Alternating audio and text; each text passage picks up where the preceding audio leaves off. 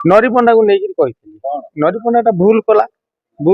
ସେ କଥା ଦେଇକି କହିଦେଲି ମାଲିକଙ୍କ ନାଁ ଧରି ଦେଇଥିଲି ନାଣ୍ଡୁ ବାବୁଙ୍କ ନାଁ ଟା ଧରିଥିଲି କାହିଁକି ନାଇଁ ନାଣ୍ଡୁ ବାବୁ ଅବଶ୍ୟ ରାଗିବା କଥା ସାଧାରଣତଃ ଗୋଟେ ଲୋକ ରାଗିବ କାହିଁକି ମୁଁ ତାଙ୍କ ସଂସ୍ଥାରେ ନଥିଲି ମୁଁ ତାଙ୍କ ବିଷୟରେ କିଛି ଜାଣିନଥିଲି ତେଣୁକରି ମୁଁ ଜାଣିଲି ସୁନ୍ଦର ଲୋକ ଜଣେ ସୁନ୍ଦର ଭଦ୍ର ଲୋକ ନା ଭୁଲ ଆଉ କଣ ଅଛି ତ ବାବୁ ଯେତେବେଳେ ସେ ବାପ ଆଉ ତାଙ୍କ କତିରେ ଯଦି ମୁଁ ଭୁଲ କରିଛି ବାବୁ ରାଗିଛନ୍ତି ଆଉ ସବୁ ମାଲିକ ତ ମୁଁ ଇଏ କରିନଥିଲି ସେଇ ବାବୁଙ୍କ ହାତ ଧରି ପକେଇଲି ଆଉ କଣ କରିବି ମୋ ବାବୁ ମୋର ମଜା ହେଇଯାଇଛି ମତେ କଣ ଛୁଆ ନା ଛାଡ ସେ ସବୁ କଣ କାହିଁ ମୋ ସଂସ୍ଥା ତମେ ନା ମୁଁ ଚିହ୍ନିନି କହିଲି ନାଇଁ ଆଜ୍ଞା ନ ଚିହ୍ନିଲେ ବି ସେଟା ମୁଁ ଜଣେ କଳାକାର କାଲି ଅଛି ଆଜି ଅଛି କାଲି ଯେ ଆପଣଙ୍କ ସଂସ୍ଥାକୁ ନ ଯିବି ସେଟା ମାନେ ନାହିଁ ତେଣୁ ଯାହାହେଲେ ବି ସେଟା ଭୁଲ ଠିକ ସେଇ କଥାଟାକୁ ଟିକେ ଧରି ଦେଇଥିଲେ ବାବୁ ମାନେ ଟିକେ ରାଗି ଯାଇଥିଲେ ମୋ ଉପରେ ଯେ ପ୍ରତାପ କାହିଁକି ଏମିତି କହିଲା ଅବଶ୍ୟ ମୁଁ ସେ ହିସାବରେ କହିନଥିଲି ମୁଁ ଜଣେ କମେଡି ଆର୍ଟିଷ୍ଟ ମୁଁ ତେଣୁ କରିକିରି ମୁଁ ଗୋଟେ କମେଡି ହିସାବରେ ତାକୁ ଏକ ଦୋଷାରୋପ କରିକି ତାକୁ ସବୁ କହିଥିଲି ନାଇଁ ମୋ ବାବୁ ମତେ ଡାକିଥିଲେ ମୋ ବାବୁ ଯେ ବିଶ୍ୱ ଦରବାର ଯାତ୍ରା ବିଶ୍ୱ ଦରବାରର ଓନର ଯେ କିଶୋର ଚନ୍ଦ୍ର ମିଶ୍ର ସେ ମତେ ଡକେଇଥିଲେ କହିଲେ ପ୍ରତାପ ବାବୁ ଆସନ୍ତୁ ଏମିତି ଗୋଟେ ହେଇଯାଇଛି ମାଲିକ ମାନେ ଟିକେ ରାଗିଛନ୍ତି ଅବଶ୍ୟ ମୁଁ ଯୋଉ କଥାଟା କହିଦେଇଥିଲି ସେଇ ନେଇକି ଟିକେ ରାଗି ଯାଇଥିଲେ ସମସ୍ତେ କାରଣ ସୋସିଆଲ ମିଡିଆରେ ସବୁଆଡେ ତ ଦେଖାଯାଉଛି ନା ସେଇଟା ସବୁ ଦେଖିଛି ସବୁ ଦେଖିଲା ପରେ ମୁଁ ତାକୁ କହିଥିଲି ଏଇ ବାବୁ ଏମିତି କରନ୍ତୁ ତୁ କଣ ପାଇଁ ତାଙ୍କ ଥରକୁ ଦିଥର ପଇସା ଆଣିଲୁ ଥରେ ଆଣିଲୁ ଫେରେଇଲୁ ପୁଣି ଦ୍ୱିତୀୟ ଥର ଆଣିଲୁ ପୁଣି ଫେରେଇବାକୁ ଯିବୁ ନିଶ୍ଚିତ ଗୋଟେ ଲୋକ ସାଧାରଣ ଲୋକ ବି ତତେ ମାରିପାରିବ ମୁଁ ତ ଏଥିରେ ତତେ କର୍ଣ୍ଣମୂଳି ଶିଖି ଦେଇଥାନ୍ତି କାରଣ ମୁଁ ବି ତ ଖାଲି ରହିଛି କଣ ତୋରି କଥା ବୁଝିବା ପାଇଁ ମୋର ଯାତ୍ରା ପାର୍ଟି କରିଛି ବୋଲେ 200 ଲୋକ ମୋର ଅଛନ୍ତି ମୁଁ 200 ପରିବାରଙ୍କ କଥା ବୁଝିବି ନା ତୋରି କଥା ବାର ବୁଝିବି ମୁଁ ତାକୁ ଏ କଥା ସବୁ କହିଥିଲି କହିଲା ପରେ ସେଇ କଥା କିନ୍ତୁ ସେଇଟା ଗୋଟେ ବିରାଟ ରୂପ ନେଇକି ଚାଲି ଆଇଲା ଯାହାଫଳରେ କି ବାବୁ ମାନେ ସେଇଟା ମନ ଦୁଃଖ କରିକି ସେଇଟାକୁ ରହିଲେ ଯାହାଫଳରେ ମୋ ବାବୁଙ୍କ ଉପରେ ପ୍ରେସର ପକେଇଲେ ତାପରେ ମୋ ବାବୁ ବି ମତେ ବି ଡାକିଲେ କହିଲେ ପ୍ରତାପ ବାବୁ ଯେତେବେଳେ ସଂସ୍ଥା କରିଛି ମୁଁ ମାଲିକା ଚାରା ଭିତରେ ରହିଛି ମାଲିକ ମହାସଂଘ ଭିତରେ ଅଛି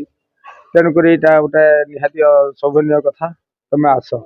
ମୁଁ ଅଛି କିଛି ଅସୁବିଧା ହବନି ଅବଶ୍ୟ ମୁଁ ବି ଆସିଲି ସବୁ ମାଲିକଙ୍କ କତିରେ ମୁଁ ଥେଲି ପ୍ରାୟ ତେଣୁ କରିକି କେହି ମାଲିକ ବି ମୋର ଖରାପ ନୁହନ୍ତି ନା ମୁଁ ମାଲିକଙ୍କ ପାଖରେ କେତେବେଳେ ଖରାପ ହେଇନି ବାବୁ ମାନେ ଯାହା ଭାବୁଛନ୍ତି ଠିକ ମୁଁ ଆଗରୁ କହିଦେଇଛି ଗୋଟେ କଥା ତେଣୁକରି ମୋ ମାଲିକ ମାନେ ମୋ ଉପରେ ଦୟାର ହାତ ବଢେଇ ଦେଇଛନ୍ତି ମୋ ମୁଣ୍ଡ ଉପରେ ଯାହାଫଳରେ ମୋ ଉପରୁ ବ୍ୟାନ ହଟେଇ ଦେଇଛନ୍ତି ମୋ ଦବଦପା ଜାରି ରଖିପାରିବି କିଛି ଅସୁବିଧା ନାହିଁ ଆପଣ ମାନେ ଦର୍ଶକ ବନ୍ଧୁ ବି ମୋର ଦେଖିପାରିବେ ଆଉ ଭାଇଆ ମିଡିଆ ମାନେ ସମସ୍ତେ ବି ଯାଇକିରି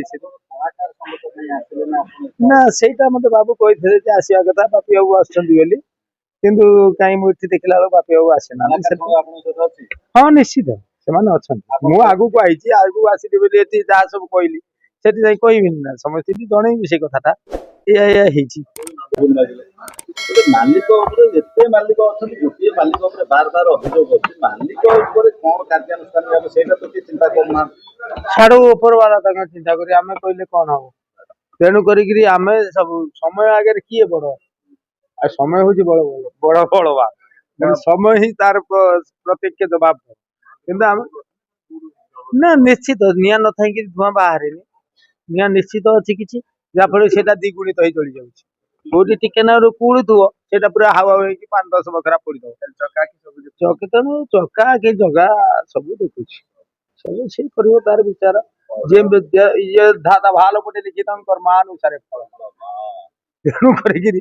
କର୍ମ କରିନ ଫଳ ପାଇ ପ୍ରାଣୀଟା ଆବଶ୍ୟକ ହୁଏ ମୁଁ କର୍ମ କରିଥିଲି ମୋ ଫଳ ମୁଁ କହିଲି ଯେ ମୁଁ ନରିପଣ୍ଡା ସପୋର୍ଟ କରି କହିନି ଅବଶ୍ୟ ତାକୁ ଶୋଧିକିରି ଯା ଛାତିକିରି କହିଛି ଆପଣ ମାନେ ବି ସମସ୍ତେ ଦେଖିଥିବେ ସବୁ ଶୁଣିଥିବେ ମୋର ଏଥିରେ କିଛି ନଥିଲା କିନ୍ତୁ ନାଣ୍ଡୁ ବାବୁଙ୍କ ନାଁଟା ଯେହେତୁ ନେଇଯାଇଥିଲି ସେ ମତେ ଖରାପ ଭାବିଲେ ଗୋଟେ ରାଗିଲେ ଯାହାଫଳରେ କି ଆସି ମାଲିକ ମହଲରେ ମତେ ଆସିକି ଉପସ୍ଥିତ ହବାକୁ ପଡିଲା ଯାହା ହଉ ମାଲିକ ମାନେ ତ ମୋ ବାବା ତେଣୁକରି ସେ ଦୟାର ହାତ ବଢେଇ ଦେଲେ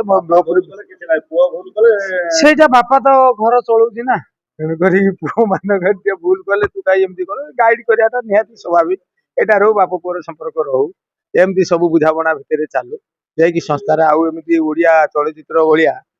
ସଂସ୍ଥା ଏମିତି ବନ୍ଦ ନ ହେଇଯାଉ କିନ୍ତୁ ସମିତି ବୁଝାମଣା ଠିକ ରହିଲେ ଯାତ୍ରା ଚାଲିବ ନା ମୁଁ ଯୋଉଟା କହିଥିଲି ଅବଶ୍ୟ ନରିପଣାକୁ ଆକ୍ଷେପ କରିକି କହିଥିଲି ତୁ କଣ ପାଇଁ ଏସବୁ ବାର କରୁଛୁ ମୁଁ ତ କାହିଁ ଏପର୍ଯ୍ୟନ୍ତ ମୁଁ ଆସି 39 ବର୍ଷର କଳାକାର ହେଲି ମୁଁ ତ କାହିଁ ଯୋଉ ପାଟିରେ ଟଙ୍କା ଟିକେ ଧରିଲି ସେଇ ପାଟିରେ ମୁଁ ଚାକିରି କଲି ମୁଁ କାହିଁ ଦ୍ୱିତୀୟ ଥର ହେଇପାରୁନି